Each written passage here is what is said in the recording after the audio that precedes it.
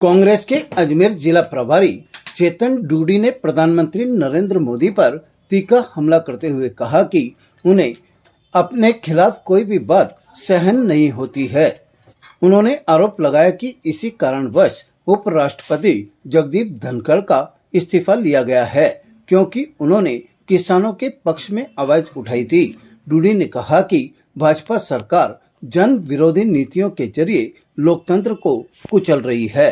हम लोग लगातार ये बोलते रहे, ये सरकार किसान विरोधी है और किसानों के नुमाइंदे हैं उनके भी विरोधी हैं। पहले मलिक साहब थे, उनको उन्होंने एक पद दिया, 2 पद दिए, और जब उन्होंने किसानों की बात उठाई तो उनको घर बिठा दिया, वो अपनी आवाज़ उठाते रहे। और ऐसा ही कुछ कल देखने को मिला। भारत के इतिहास में पहली बार ये हुआ जब किसान का एक बेटा, हम लोग ये बोलते थे एक झुंझुना दिया है, लेकिन फिर भी धनखड़ साहब को उपराष्ट्रपति बने हुए थे, सुबह वो राज्यसभा जाते हैं और 3 साढ़े 3 बजे अचानक से इस्तीफा दे देते हैं। ये भारत के इतिहास में पहली बार हुआ है।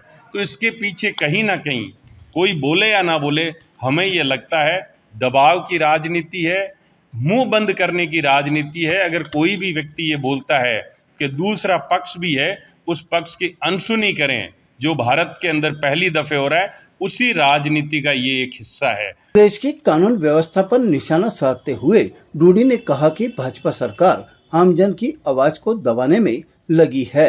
उन्होंने स्मार्ट मीटर को लेकर कांग्रेस की 100 यूनिट मुफ्त बिजली योजना को खत्म करने की साजिश बताया। डूडी का आरोप था कि भाजपा सरकार कांग्रेस शासन की जन कल्याणकारी योजनाओं को बंद कर रही है और निकाय व पंचायत चुनाव जानबूझकर टाले जा रहे हैं।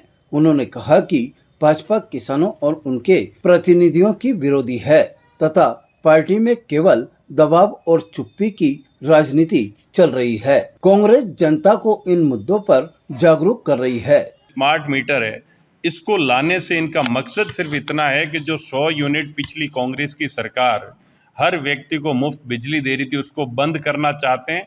इसके अलावा इनकी कोई दूसरी नीयत नहीं है। स्मार्ट मीटर से ये तो है नहीं कि रीडिंग जो कम आ रही थी वो ज़्यादा, या जो ज़्यादा आ रही है वो कम आ जाएगी, लेकिन नीयत सिर्फ इतनी है कि जो 100 यूनिट कांग्रेस की सरकार हर व्यक्ति को मुफ्त में दे रही थी, उसको बंद करना चाहते हैं।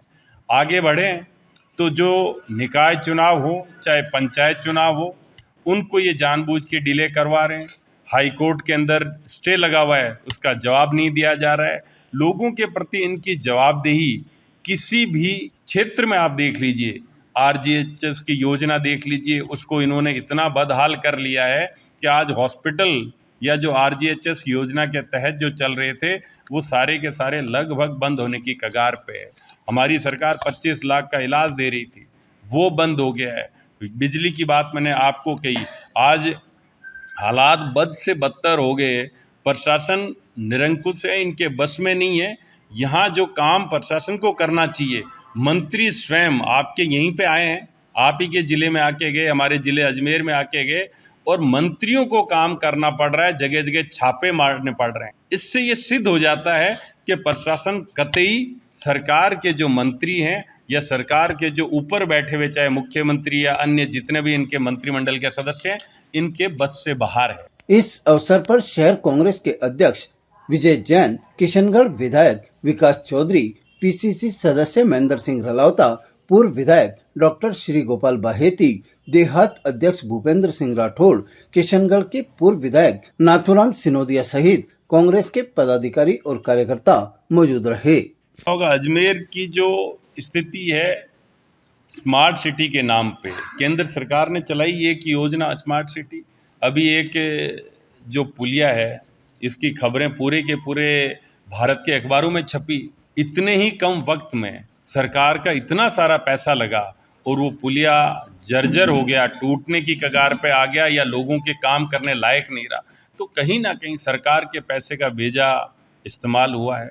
अब पानी की आप बात करें तो मैंने अभी सुबह में जब रास्ते में आ रहा था, अखबार मैंने पढ़े तो उसके अंदर कल ही हमारे एक नेता है धर्मेंद्र जी राठौड़, वो भी यहाँ पे जलमग्न जितने भी क्षेत्र थे उनका उन्होंने दौरा किया, अभी अखबार में आई हुई थी। तो अभी मैं जब आ रहा था तब मैंने देखा जगह जगह वो मिट्टी के कट्टे रखे हुए हैं पानी रोकने के लिए। पूरा का पूरा शहर एक अन्ना सागर ही नहीं अपितु इन्होंने अव्यवस्थाओं का ऐसा आलम कर दिया है। और दूसरी तरफ अव्यवस्था के साथ साथ कोई सुनने वाला नहीं। हमारे कांग्रेस के लोग बार बार ये बात रखते हैं, चाहे हमारे प्रतिनिधि हों जिन्होंने चुनाव लड़ा है, चाहे हमारे जिला अध्यक्ष जी हों, ये लगातार बात रखते हैं, लेकिन जो रवैया सरकार का है वो ऐसा नज़र आता है कि इनको लोगों से, जन समस्याओं से कहीं कोई सरोकार नहीं है। ताज़ा खबरों के लिए देखते रहें सरेराह न्यूज। अपना फ़ोन उठाएं और सब्सक्राइब करना ना भूलें।